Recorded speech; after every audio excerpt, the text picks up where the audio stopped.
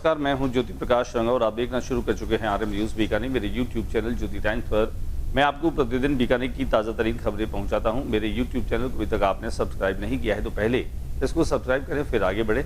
और अब डाल लेते हैं बीकानेर में आज दिन भर क्या रहा खास एक नजर। मुक्ता प्रसाद थाना क्षेत्र में सनसनी युवक पर फायरिंग के बाद मचा हड़कंप।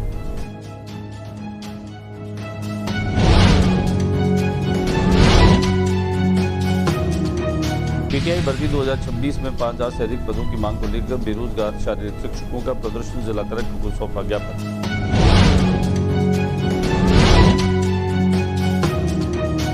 वार्ड 71 में नाली सड़क सीवरेज समस्याओं के समाधान की मांग पूर्व पार्षद प्रफुल्ल हटीला ने सौंपा ज्ञापन।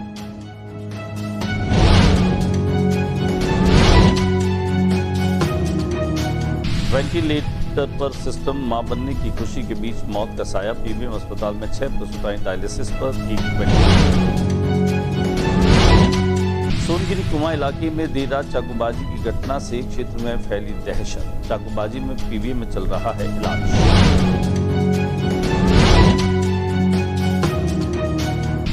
वार्ड 42 में सीवर जाम से जनजीवन बेहाल, 2 दिन में समाधान नहीं तो नगर निगम कमिश्नर का घेरा।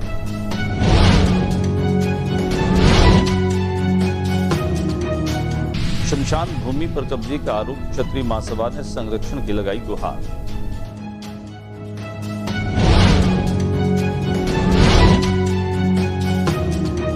पीबीएम में मरीज के परिजन से मारपीट का वीडियो वायरल होने के बाद एक्शन, 2 कर्मचारी हटाए, रेजिडेंट डॉक्टर पर भी होगी कार्रवाई।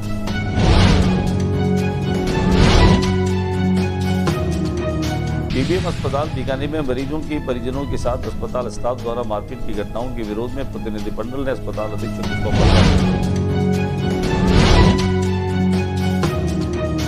नहर में नहाने उतरे 2 युवक, डूबे, एक को बचा।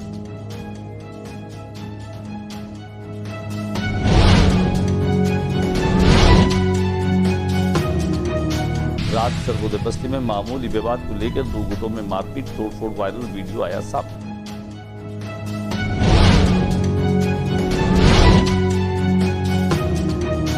मानसून एवं बाढ़ पूर्व तैयारी की समीक्षा बैठक आई। निगम आयुक्त की अध्यक्षता में विभिन्न विभागों की तैयारी हुई विस्तृत समीक्षा।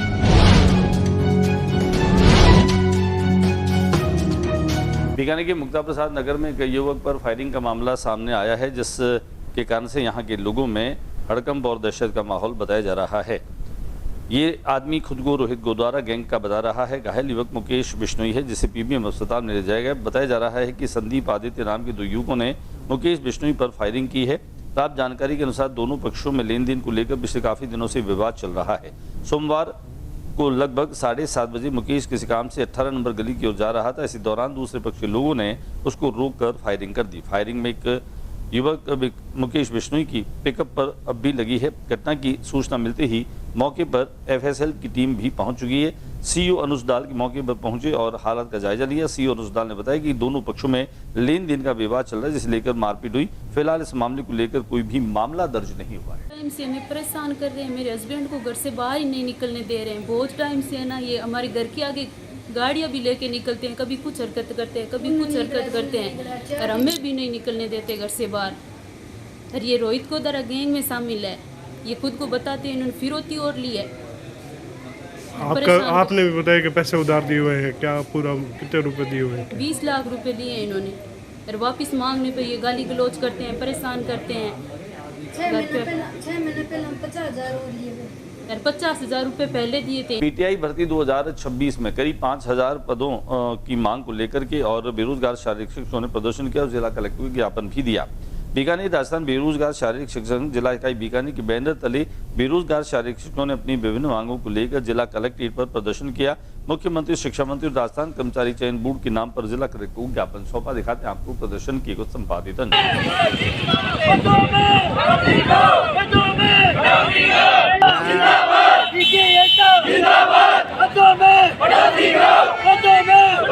पूर्व पार्षद प्रफुल्ल हटीला ने वार्ड नंबर 71 में नाली, सड़क और सीवरेज को लेकर के एक ज्ञापन सुपुर्द किया। गौरतलब है कि प्रफुल्ल हटीला काफी जो है वो सक्रिय पार्षदों में से गिने जाते रहे हैं। सड़क सीवरेज संबंधित समस्याओं को लेकर के पार्षद प्रफुल्ल हटीला नगर निगम आयुक्त को एक ज्ञापन दिया और उसके शीघ्र ही समाधान करने की मांग की। लंबे समय से अधूरा पड़ा है, जिसके कारण से कई स्थानों पर सड़कें क्षतिग्रस्त हो गई है, जगह जगह गड्ढे बन गए हैं, जिससे आमजन को आवागमन में बड़ी परेशानी का सामना करना पड़ रहा है। कई स्थानों पर सड़क की चौड़ाई कम होकर लगभग 3 से 3.5 फीट रह गई है, जिसके चलते वाहनों और राहगीरों की आवाजाही प्रभावित हो रही है। पूर्व पार्षद प्रफुल्ल अटेला ने बताया कि अधूरे सीवरेज कार्य और टूटी सड़कों के कारण क्षेत्रवासियों में रोजाना समस्याओं का सामना करना पड़ रहा है और दुर्घटनाओं की भी आशंका बनी रहती है।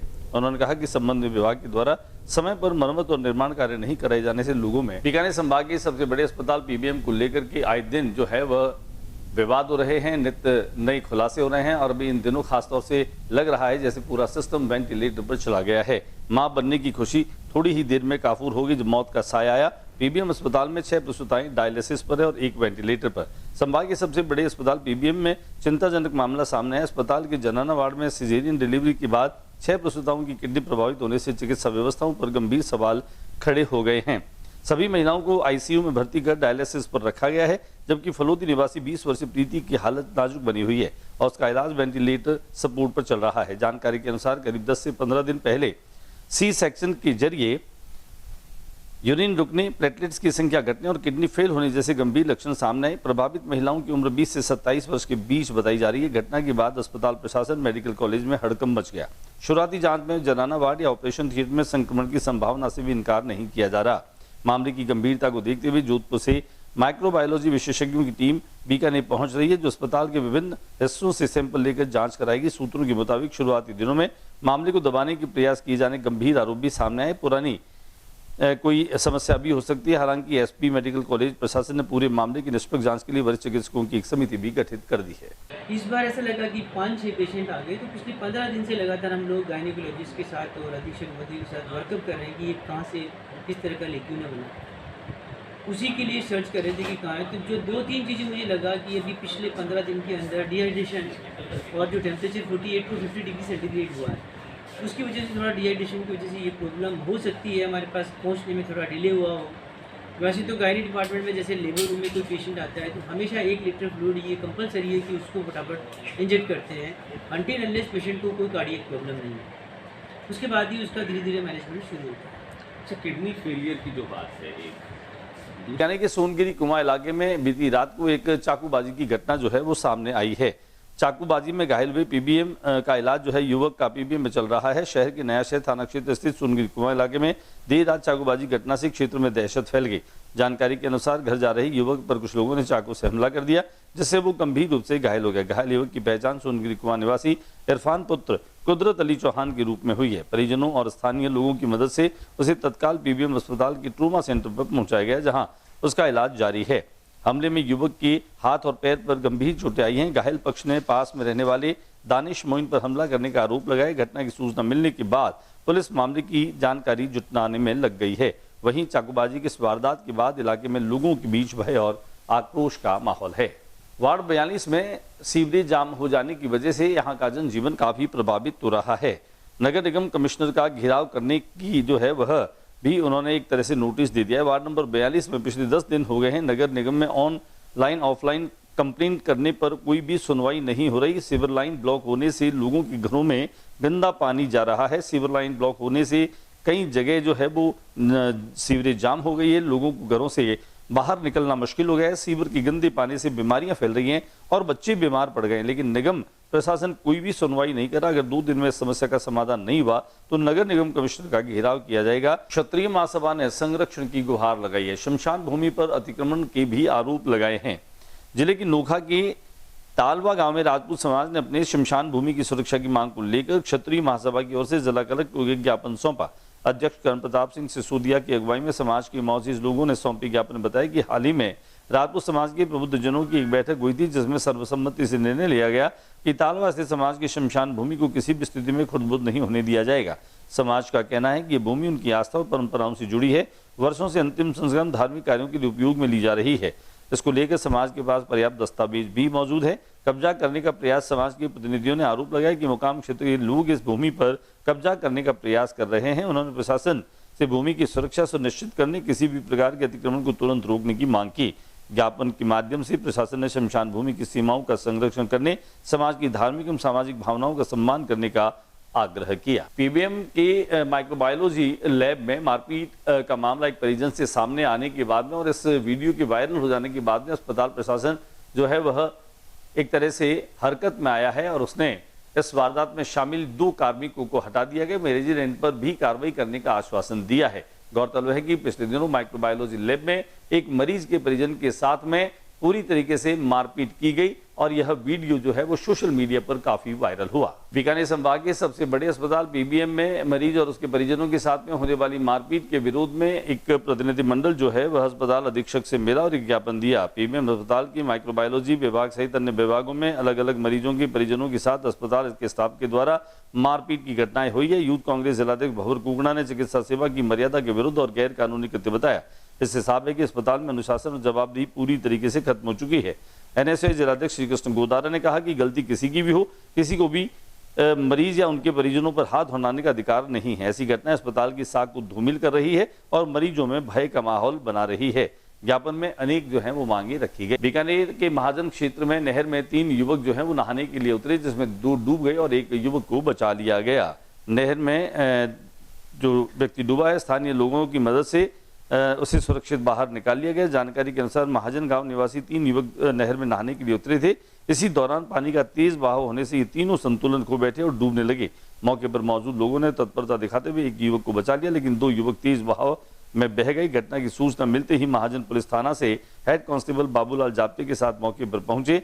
पुलिस ने स्थानीय गोताखोरों और राहत दल की सहायता से दोनों युवकों को तलाश के लिए सर्च अभियान शुरू कर दिया है। बीती रात सर्वोदय बस्ती में मामूली विवाद को लेकर के 2 पक्षों में कहासुनी, उसके बाद में जो है वह मामला गर्मा गया। मुक्ता प्रसाद थाना इलाके में सर्वोदय बस्ती में देर रात मामूली विवाद ने हिंसक रूप ले लिया। रात करीब 3 बजे 2 पक्षों के बीच शुरू ही कहासुनी देखते मारपीट में बदल गई। इसमें 4 लोग घायल हो गए। घायलों को उपचार के लिए अस्पताल पहुंचाया गया। जानकारी के अनुसार मोरपंख गार्डन के समीप स्थित एक गली में शराब सेवन को लेकर विवाद शुरू हुआ था। कुछ देर में दोनों पक्ष आमने सामने आ गए और स्थिति बिगड़ गई। झड़प के दौरान मारपीट हुई तथा क्षेत्र में फायरिंग होने की चर्चा भी सामने आई है। घटना की सूचना मिलते ही मुक्ता प्रसाद थाना पुलिस मौके पर पहुंची। मामले गंभीरता देखते हुए सीओसीटी अनुज दाल भी घटनास्थल पर पहुंचे और हालात का जायजा लिया। मानसून और बाढ़ की पूर्व तैयारियों को लेकर के निगम के आयुक्त ने विभिन्न अधिकारियों के साथ में एक समीक्षा बैठक ली, जिसकी विस्तृत समीक्षा की। दक्षिण पश्चिम मानसून के मद्देनजर संभावित जल भराव, अतिवृष्टि और बाढ़ जैसी परिस्थितियों से प्रभावी ढंग से निपटने के लिए निगम आयुक्त श्री सिद्धार्थ पलानीचामी की अध्यक्षता में एक समीक्षा बैठक का आयोजन हुआ। कलेक्ट्रेट सभागार में बैठक में विभिन्न विभागों के द्वारा मानसून पूर्व तैयारियों, आपदा प्रबंधन योजनाओं तथा कंटीजेंसी प्लान की समीक्षा की गई। निगम आयुक्त ने कहा कि सभी विभाग आपसी समन्वय के साथ में कार्य करते हुए मानसून के दौरान जन सुरक्षा को सर्वोच्च प्राथमिकता दें। आज के बुलेटिन में बस इतना ही। अगले बुलेटिन में नई गतिविधियों के साथ इस समय इसी चैनल पर फिर मुलाकात होगी। न्यूज रूम से ज्योति रंगा को इजाजत दीजिए। जाते जाते निवेदन कि आपने अगर मेरे यूट्यूब चैनल ज्योति टाइम को सब्सक्राइब नहीं किया है तो पहले सब्सक्राइब करें, सहयोग दें और मैं कोशिश करूंगा कि आप तक प्रतिदिन बीकानेर की ताज़ा तरीन खबरें मेरे यूट्यूब चैनल के जरिए पहुंचाता रहूं। नमस्कार।